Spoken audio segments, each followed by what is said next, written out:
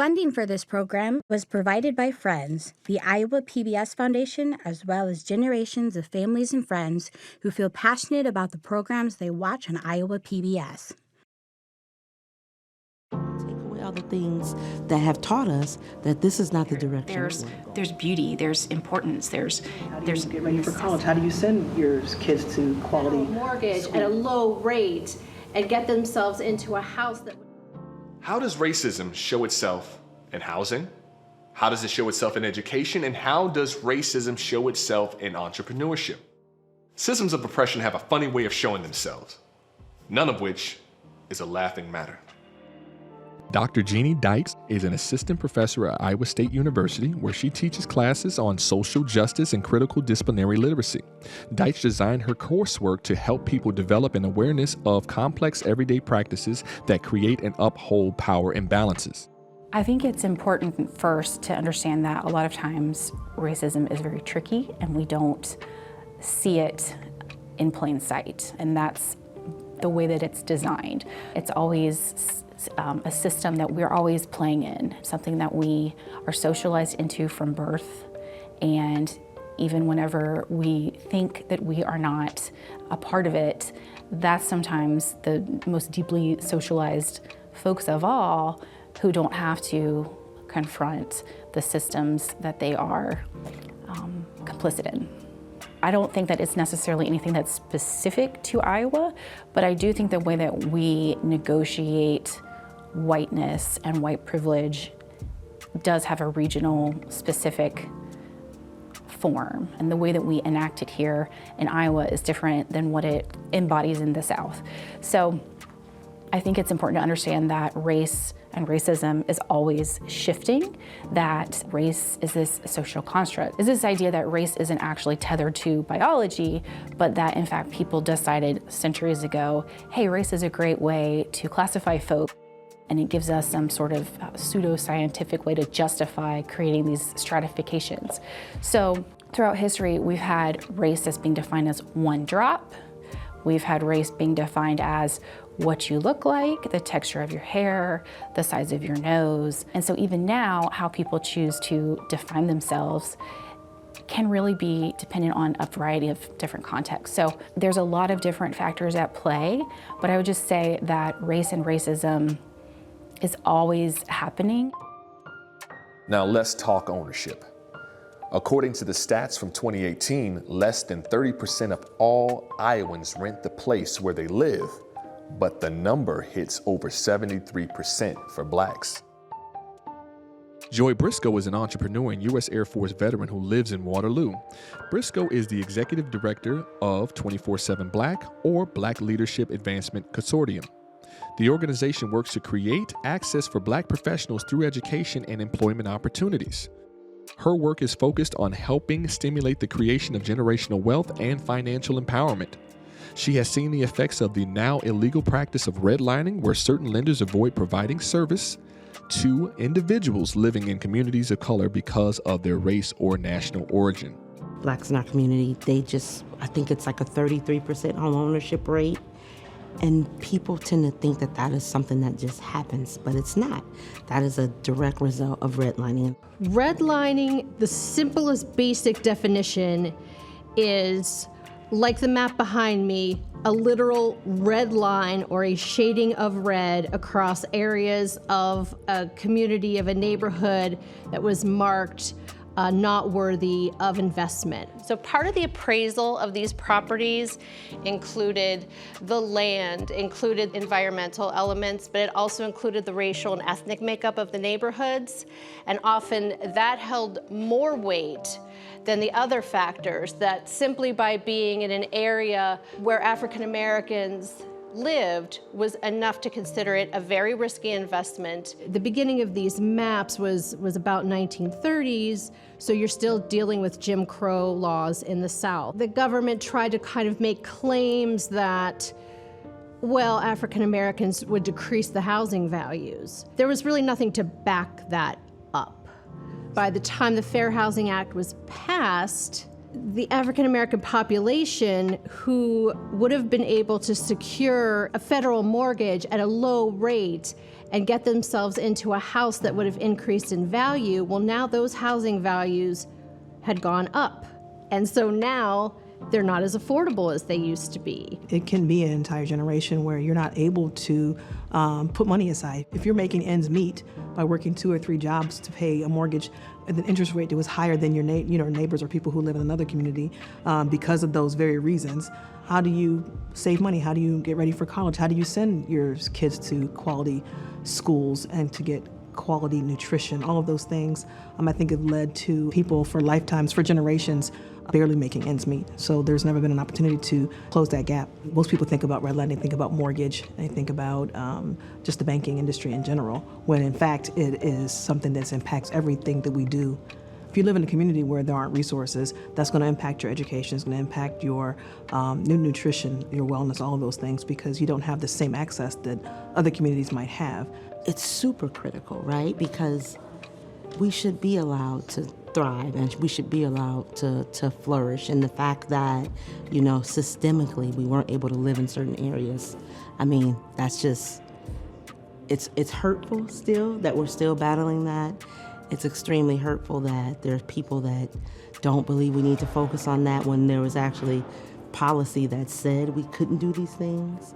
It's so funny that I have friends that live in areas that were known for their being affluent now, and it's funny that when they look at their deeds, they've seen in their deeds that they weren't supposed to be able to purchase there. And they're looking at this and dealing with this and saying, wow, this is something else that I literally wouldn't have been able to own a home over here. So it's something that we definitely have to change, and we definitely have to be as forceful, because I think people sometimes think these were things that happened so long ago, and they don't realize we're not even talking about redlining my parents.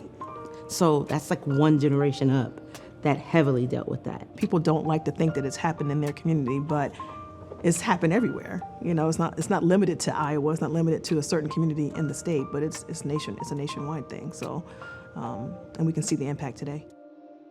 In 2021, Governor Reynolds signed into law House File 802. This is a bill which established specific requirements related to racism training in governmental agencies, public schools, and public colleges or universities. It contains language that prohibits the teaching of certain concepts, including that one race is inherently superior to another, the United States and the state of Iowa are fundamentally or systemically racist, and that any individual should feel discomfort, guilt, anguish, or any form of psychological distress because of that individual's race. All the policy right now that you can't even talk about truth and reality, that's insane. The fact of the matter is you cannot avoid mistakes in the future if you're unwilling to know what happens in the past. So there's a lot of subtext there around who are you concerned about creating discomfort for? If we don't talk about racism and sexism, who stands to be further disadvantaged from that? There's a certain insulation and protection that happens whenever we don't talk about what's happening around us. So by codifying into law that we can't talk about sexism and racism, we're not having these really important conversations. It certainly says a lot about what Iowan values are that we are inscribing these into code. It's also really important for us to understand there's economic impacts of not talking about race and racism, environmental impacts. So what we're finding out, there was a study by the EPA last year that found that disproportionately folks from Black and brown communities are feeling the impacts of global warming and increased asthma.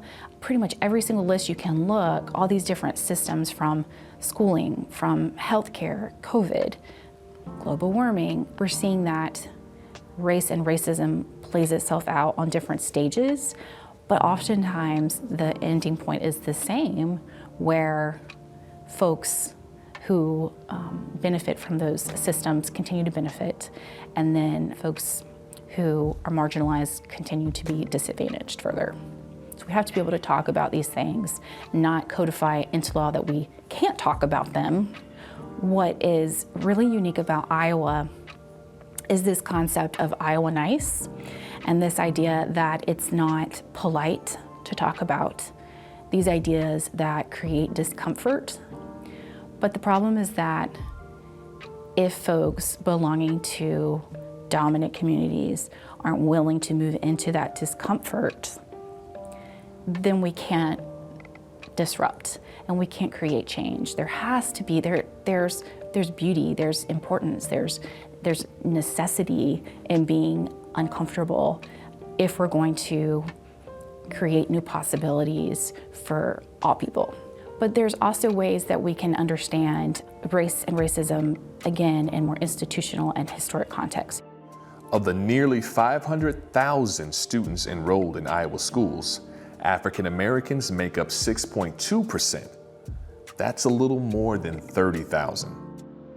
A very small population of our students are Black and brown students, but they overwhelmingly comprise who is expelled and suspended from our classrooms. Those are systemic ways that we're seeing practices and beliefs disadvantaging students and folks more broadly here in Iowa. If we aren't willing to talk openly and honestly about socio-political factors, then what we know will happen historically and what we see happening right now is that kids, that's always where I go to first as a teacher and as a parent, kids who then become citizens are the ones who are the most impacted. Dr. Dykes believes there is a hidden bias when it comes to discipline in the classroom. Whenever we're not willing to talk about race and the fact that overwhelmingly, something like 97% of Iowa's teachers are white women, okay? But then overwhelmingly, we're suspending and expelling Black and brown boys. So if we're not willing to talk about the bias and what's happening there, how can we ever address those issues in ways that are going to transform those experiences for our students? And we know that if you're suspended, expelled, that's going to have an incredible impact on your possibilities in your future. Kids learn lesson. If you touch a stove and it's hot, you remember that it's hot, right? Well, right now, we want to take away memory. We want to take away all the things that have taught us that this is not the direction we want to go in. And so I think that there are so many nuggets now that allude to the history of the trauma of racism. It's undeniable. That's why people don't want to talk about it, because it's undeniable. The unemployment rate for the state of Iowa comes in a little under 5%. But for African Americans alone, that number is almost doubled. Now let's talk about income for African Americans, both male and female. That stat is roughly 30,000. For all Iowans, that number is almost doubled. Briscoe believes the company should focus on diversity in the workplace when looking to rehire a workforce that shrank during the global COVID pandemic. Go to a lot of these company sites in the cities in Iowa and look at who's on their CEO teams. And it's very hard if you aren't making what you need to make to survive to think about wealth and home ownership. You know what I mean? It's just a nonstop cycle. So if you think about, it's not just a Black issue. It's not just a brown issue. It's not just an indigenous issue. If you are in business, if you are an entrepreneur, this is your issue, right? Like, it shouldn't have to come down to dollars and cents, but it does. You know what I mean? And dollars and cents says that if you want to have a sustainable business, especially if you're operating in one of the larger areas, you need to have a diversity recruiting plan, right? So I think it's funny because now you're seeing outreach and now people are saying, wait a minute, we can't do things business as usual. You can't, right? Like, we got to make our companies attractive for all people to thrive. And I don't think we've had to really focus on that as Iowans before, but it's long overdue. So that's one main reason why people should care. And again, it's the right thing to do. I can give you all the touchy-feely stuff about, like, of course I care about it as a Black woman. That's where my intersections meet, right? So of course I care about it. But going even away from the touchy-feely There's money there. There's an opportunity cost when we're not making sure that everybody's thriving in our community. For everyone, not just for Black communities. There's an opportunity cost for white communities and the communities as a whole. You gotta start reaching out and connecting with people that need employment, that need jobs. We have I think we were last at like a 16 to 19% unemployment rate, but there's jobs out there to work. But people want jobs where they feel like you care about them. Fulfilling jobs. People are no longer looking for just a check. They want to know that you actually care about them as a person. And that's been a hard shift. That's been a hard pivot for a lot of employees. So if you haven't cared about the fact that Black communities haven't thrived in the past, if you want a successful company going forward, you need to start caring about that. I think that you had a lot of people that said, we're gonna do better, and we need to do better, and we're ready to do better. And so that's encouraging and that's inspiring, because when you have a rock this heavy, if you got more hands pushing it up the hill, it doesn't feel quite so heavy. And so I think that's been good. So we've had a lot of public-private partnerships, like businesses working with the school district, working with nonprofits to really see some change. So like we created the Black Business Accelerator program in 18 months, and we've already gotten 30 businesses through it in 18 months. So, and what happened when we created it was, again, with that theory, we didn't know like if this would work, but we said intent, resources, centering who we're trying to help. We use those theories, right? And so what we saw was that all of our businesses in the pandemic, nobody lost money. They all reported sustaining. Most of them made more revenue. So that was something that showed us like, it works. It works. Let's do this. And so now what we're looking to do is kind of take that same model and apply it to home ownership. And when we talk about jobs, I'm proud of the community because right now we have good momentum going in all of those areas. And we have a lot of leaders that are wanting to step up and get involved and continue to keep that momentum going. So that's awesome. And when I say leaders, I don't mean because they got a title. I mean just people that have a will and a desire and care about our community. Dr. Deitches says that solving the issue of racism is about a switch in how people address the problem. White folks need to understand that it's not folks of color's job to teach them about race and racism. That's number one, and that it's really important to do some research and to do some reading and to do some really important critical work that is not always easy. It can be very painful, it can be very difficult, and it's supposed to be. If you understand the psychology behind racial understanding, there's this continuum, and you're supposed to fall on different places, and you'll sometimes back up, and you'll sometimes go forward, but that's necessary to advance your understanding of who you are because you've been socialized, right? And so you're pushing against your whole life's sort of, the subtext and the messages that you've been sent. And so you're pushing back against a lot, but you have to do that work if you're ever going to be able to contribute to change. Racism is not people of color's problem. It's a problem that was created by white folks. And this idea that we're not going to talk about it, we're not going to confront it, is another new manifestation of whiteness, right? So we're just not going to talk about it, so therefore it doesn't exist. And if you talk about it, you can be charged with a crime. So the way that race and racism works is always changing. But what's fundamental is that it's always about power. I think it's so important for folks to think about how they can normalize talking about race and racism.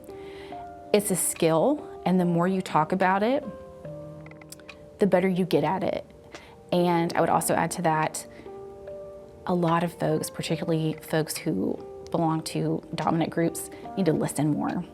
There's a lot of value in listening to other people's stories, believing other people's stories, and taking a minute to understand that your reality is not necessarily reflective of everyone else's. I would also say that it's really important to find what you can do to leverage privilege. Dr. Bettina Love, who's at the University of Georgia, she talks about what's called a co-conspirator. And so she dismisses this idea of an ally and says that an ally is kind of someone who reads all the books but doesn't really put skin in the game. And so she phrases it as, what have you risked? What have you possibly given up to make sure that folks who have been pushed aside and marginalized are protected, are having their voices heard? So I think it's really important to find opportunities to locate risk and to create space for folks on the margins to have their voices heard as much as possible. And then I would say vote, be educated about who you're putting into office. These are very important times. Lots of decisions are being made in terms of what's going to happen to our community's schools, our community's environmental, farming, etc. And so not being aware, it can be really dangerous and really damaging. First off, we have to name it. We have to call it. I think a good thing about this current period, if there is anything that's come out of it, is that people are now more willing to talk about, and some people, you have some people fighting just as hard not to, but there are people coming together to say, you know what, this isn't who we know ourselves to be. This isn't who, we're Iowans. I'm proud to be an Iowan. I tell people all the time, I've been a bunch of places and they're like, you Black from Iowa? Yep, there's a bunch of us. You know, you'd be surprised. And so I think we have to name it. Like, that would be my first thing. We have to name it, say what the problem is. So if we're focused on Black and brown home ownership, if it's Black and brown in education, we have to call it that. We have to not be scared to be bold enough to say what the issue is. Also, when it comes to solutions, center the people you're trying to help. So if we are supporting LGBTQA, center LGBTQA. If we are supporting Black and brown students, center them. They need to be the drivers of what those solutions look like. And those are three things: calling it and being intentional on what you're trying to do, providing resources, and then centering people at the solutions. If we do those things, we'll see some change.